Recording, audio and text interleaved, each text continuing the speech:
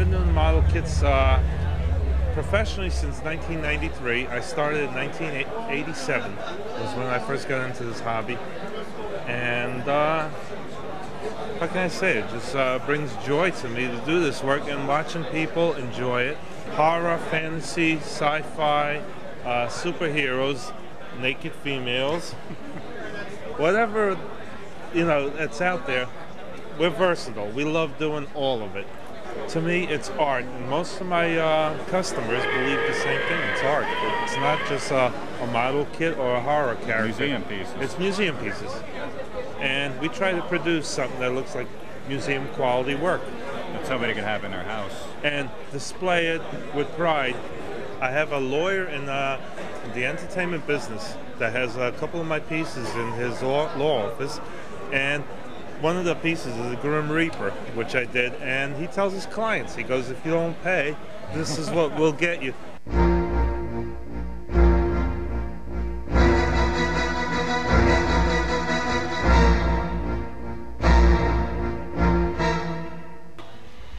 In October 1926, I was standing in front of a magazine stand, and a publication called Amazing Stories jumped off the stand, grabbed hold of me, and you're too young to know, but magazines spoke in those days, and that one said, "Take me home, little boy, you will love me." And in the unimaginably distant year of 2000, you will find yourself being interviewed at something called ChillerCon. And what's so cool about it was not only was my name on it, but you had 2 columns, and my name was right at the bottom. So I just met Forrest J. Ackerman. He used to publish a magazine called The Famous Monsters of Filmland. And a lot of us who got involved in the horror movies or the horror genre and all that, we used to, that was our first introduction to a lot of the famous monsters like Frankenstein's monster and Dracula and stuff like this.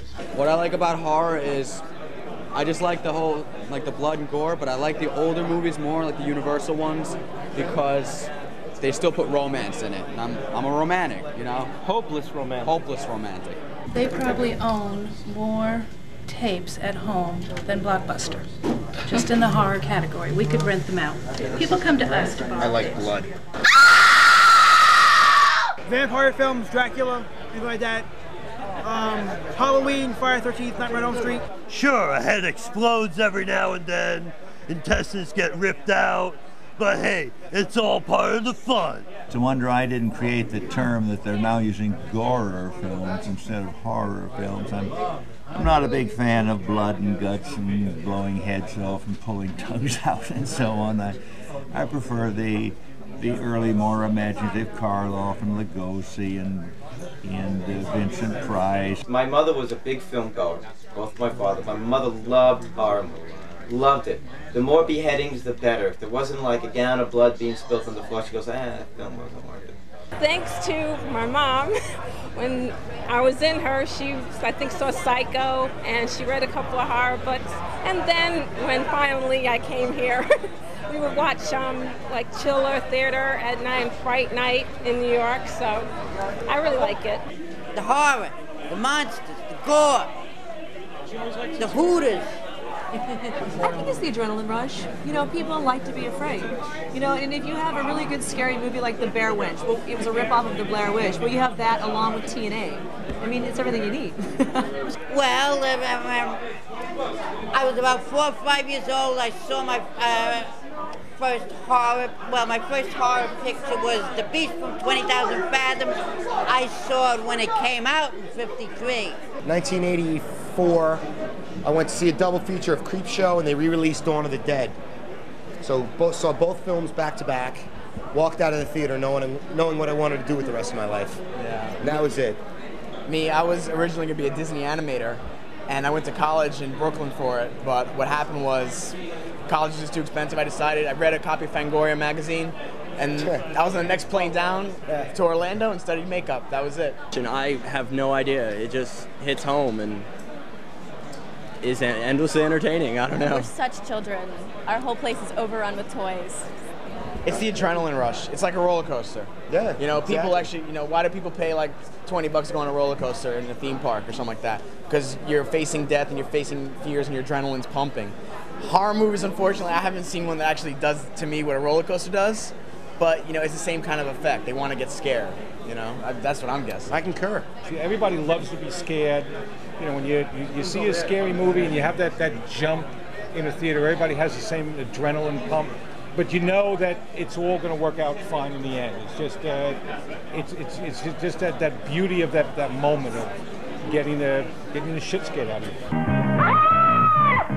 Well, I've been a cine-fantastic horror movie fan since I saw The Creature from the Black Lagoon when I was 6, starring Ben Chapman, who's over in another part of the building. I'm an advocate of classic horror movies. I'm not an advocate or a fan of what they do today. You know, blood, guts, realistic. Because when I went to high school in the 40s, so I'm much older than you guys. I remember you weren't be feeling good. So you're walking down the street and you say, yeah, I think I'll go see a movie. You go see the movie, you come out, you feel great.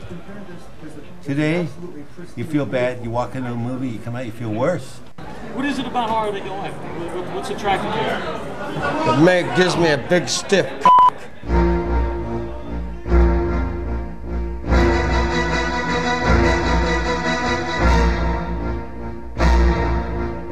One lady I never heard from Des Moines, Iowa, sent me a big box about this big, and it had flowers in it with little tubes on the bottom so they could have some water, you know, on the trip. I wasn't home, so I left a note, go to the post office, but it didn't say perishable. So I picked it up 4 days later, and I opened it up. Well, it's here are these dead roses, you know. Send me dead roses in the morning. I started out as a fan myself. I was doing Star Trek conventions in Los Angeles in the mid-'70s when I was in school. And so I've stood on the other side of the table and waited hours in line to get autographs. And I know how it is. You know, I know what it's like to be on the other side of the table. And I consider myself a fan. Somebody came up to me and said, face it, Brinke, you're a nerd just like the rest of us. You're just better looking. I think she has a thing for me. There was a woman here yesterday that saw everything I've ever done. Stage, screen, well, I mean everything relative to the profession. She's been to different towns where I played. She said, I was in Pittsburgh when you did The Deep Blue Sea with Margaret Sullivan in 1900 and was it 53 or 4? And she knew this and she knew that. She'd seen all the plays I'd done on the New York stage. She's just incredibly knowledgeable about what I've done. I walked into a place once, and the guy started quoting my birthday, where I was born. I said, how did you know that? He said, oh, I have ways, I can find out. I'm here, and they're here. And if they're not here, they're coming, and you're next.